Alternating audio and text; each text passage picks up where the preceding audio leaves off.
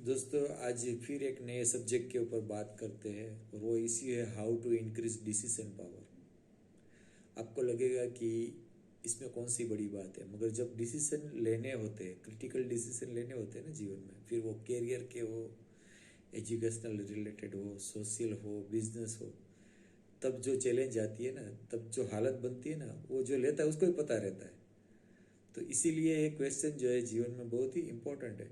और सबसे ज़्यादा आज के यूथ को जो प्रॉब्लम होता है, वो कहते हैं कि भाई हमारे पास इंफॉर्मेशन है, नॉलेज है, सब कुछ है, फिर भी हम जो है ना आसानी से डिसीजन नहीं ले पाते।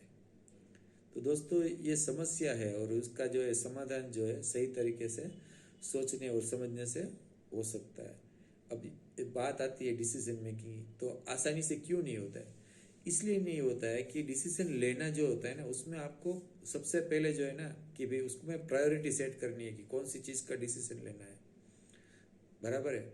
आपके जीवन में वो चीज़ कितनी मायने रखती है, आपके फैमिली को या तो समाज को कितना वो जो असर कर सकती है, या तो आपके फ्यूचर को वो कितना असर कर सकती है, वो सब चीज़ जो है आपको पहले समझ लेना है। तो जो है आपका डिसीजन मेकिंग जो है आसान हो जाएगा। मगर आजकल क्या होता है, कोई ऐसा कहता है कि भाई मैं तो फटाफट क्विकली डिसीजन लेता हूँ, यस एंड नो में, इन बिटवीन तो मैं सोचता ही नहीं हूँ। तो ये गलत फहमी है। बहुत सारे लोग ऐसे कहते हैं कि आपका डिसीजन पावर ऐसे होना चाहिए, यस एंड नो, ठीक है, बीच में निडल घूमनी नहीं चाहिए। मगर ये पूरा का पूरा जो होता है ना, एक बेईमानी है ऐसा किसी को समझाना कि भाई आपका डिसीजन पावर ऐसा होना चाहिए। अरे भाई डिसीजन लेने में कभी देर भी लगती है, तो आपको ऐसा भी नहीं होना चाहिए कि देर क्यों लगी। क्योंकि कुछ गलत फहमी ऐसी होती है कि भाई मैं जो है डिसीजन लेने में मुझे बहुत देर लगती है, तो आपको गिल्टी फील होने लगती है। तो आप उस हिसाब से जो है जल्दी सोचना शुरू करते हैं और you end up as a misery. तो ऐसा भी नहीं करना है। डिपेंड्स कि कौन सा डिसीजन है। अब खाने का डिसीजन हो तो विद इन सेकंड्स आ जाता है, क्योंकि हमको पता है हमारा टेस्ट क्या है और कौन सी चीज़ पसंद है। तो उसमें कौन सी बड़ी बात है?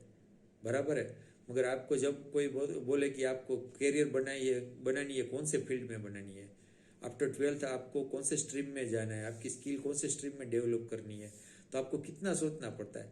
आपका एप्टीट्यूड क्या है, कौन सी करियर में जो है इनकम पोटेंशियल क्या है, अगर भविष्य में आपको बिजनेस करना है तो कौन सी ऐसी करियर है, कौन सा फील्ड है जिसमें आप आसानी से इवन एज ए एमएसएमई भी स्टार्ट कर सकते हैं। बहुत सारे ऐसे फील्ड होते हैं कि जिसमें छोटी कैपिटल से बिजनेस नहीं होता है, अकेले बिजनेस नहीं होता है।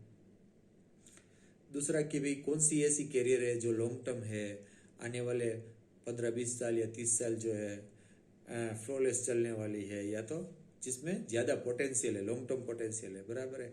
ऐसा नहीं है कि बार बार जो है हर 5 साल के बाद करियर चेंज करनी पड़ेगी। वो सारी की सारी चीज़ को आपको कंसीडर करना पड़ता है, तो ऑब्वियसली उसमें समय लगेगा। तो उस चीज़ में आपको जो है गिल्टी फील नहीं करना है कि भाई मेरे पास डिसीजन पावर नहीं है, मेरे को जो है डिसीजन लेने में बहुत देर लगती है। अगर कोई कहे तो उसको बोल दो कि देखो it is a matter of my life, okay, और वो मैं जो है पूरा सोच समझ कर इवेल्युएट करके ही लूँगा। मगर एक बार मैंने वो तय किया तो बात खत्म। फिर जो है उसमें कन्फ्यूज़न नहीं रहेगा। ठीक है। तो उसमें कोई ऐसा आप जो है ट्रेंड पर चलना, या तो एक पॉपुलर नोशन है कि हमारा डिसीजन पावर क्विक होना चाहिए, पावरफुल होने चाहिए, उस तरीके से हमें कभी गिल्टी फील करके डिसीजन नहीं लेने हैं। तो सबसे पहले तो ये आप दिमाग में से निकाल दो कि आपके पास नॉलेज और इन्फॉर्मेशन सब कुछ है, अंडरस्टैंडिंग है, फिर भी आप जो है आसानी से डिसीजन नहीं ले सकते। डिसीजन लेना आसान नहीं होता है, कभी भी नहीं होता है।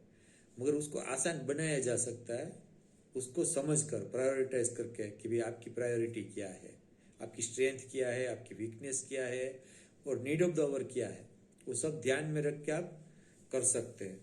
जैसे मैं आपको एक एग्जांपल, रियल लाइफ एग्जांपल जो है मैं बताता हूँ कि किस तरीके से निर्णय लेना है। जैसे एज एन इंडिविजुअल जो है मेरा इंक्लिनेशन है वो क्रिएटिविटी के ऊपर ज़्यादा है।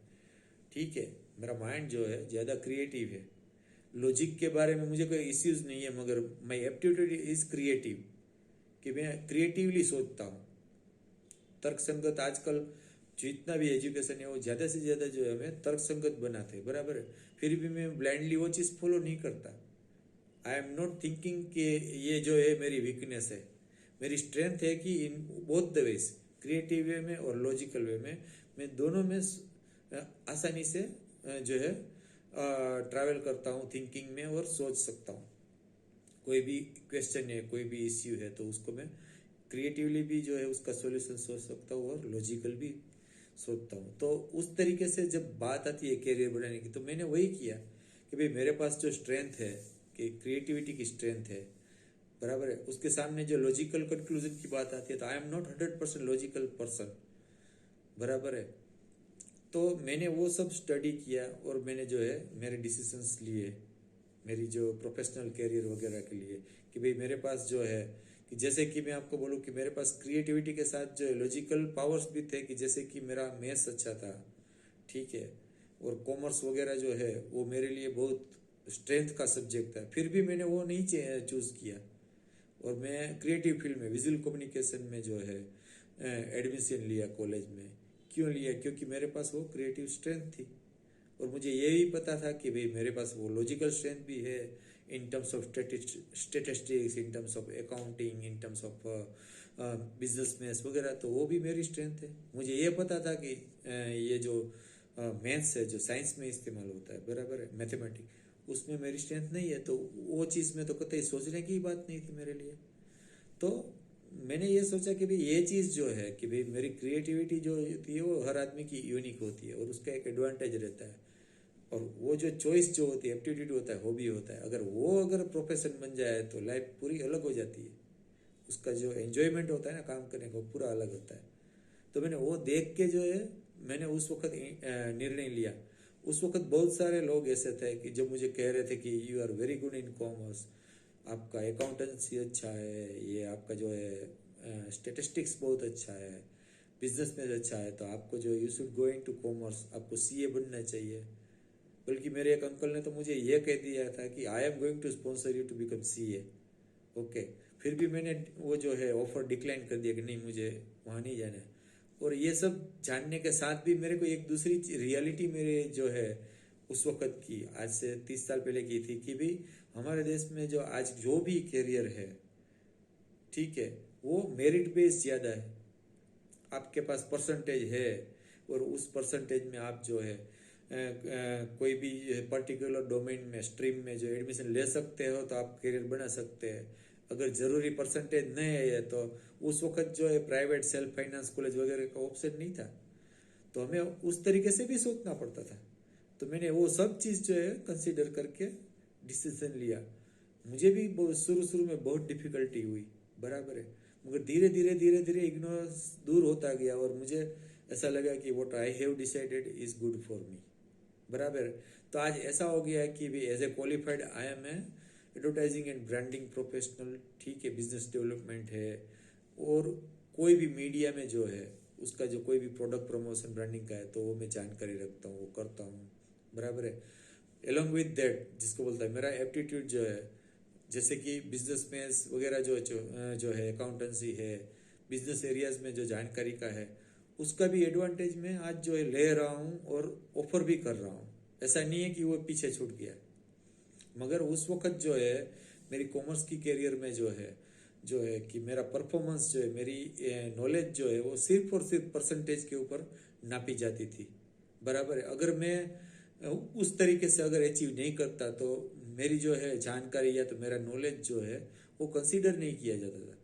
तो मैंने सोचा कि भी ये क्रिएटिव फील्ड ऐसा है कि इसमें जो है मेरा पोर्टफोलियो बोलेगा, मेरा काम बोलेगा, and no one is going to जज me as per the grades, as per the percentage, whenever I going to give interview. वो लोग जो है मेरा पोर्टफोलियो देखेंगे, what I can do as a creative person and how I think in terms of advertising and branding. इसलिए मैंने वो choose किया एज ए प्रोफेशनल, ठीक है।